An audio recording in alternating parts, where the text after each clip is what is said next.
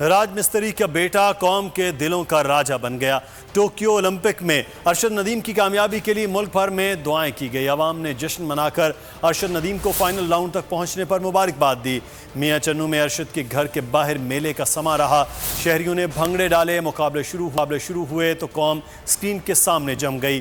ایک ایک تھرو پر دل کھول کر داد دی گئی۔ تو راج مستری کا بیٹا آج قوم کے دلوں کا راجہ بن گیا۔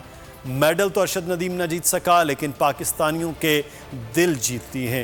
ارشد ندیم کی کامیابی کے لیے ملک بھر میں دعائیں کی گئیں۔ عوام نے جشن منا کر ارشد ندیم کو فائنل راؤنڈ تک پہنچنے پر مبارکباد بھی پیش کی۔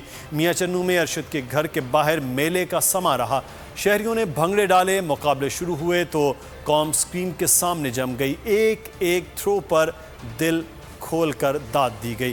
تو آج جیولن تھرو کا فائنل ٹوکیو اولمپکس اور پاکستان کی امیدیں تھیں ارشد ندیم پر، لیکن ارشد ندیم آج میڈل نہیں جیت سکے، لیکن 22 کروڑ عوام کے دل جیت لیے۔ اپنے نامساعد حالات کے باوجود بھی ارشد کا فائنل تک پہنچنا اور فائنل راؤنڈ میں ایک بہترین پرفارمنس دیتے ہوئے 5ویں پوزیشن حاصل کی کہ فائنل راؤنڈ میں 12 جو ایتھلیٹ تھے ان 5ویں نمبر پر رہے، اور ارشد کے لیے پوری قوم آج دعا گو تھی۔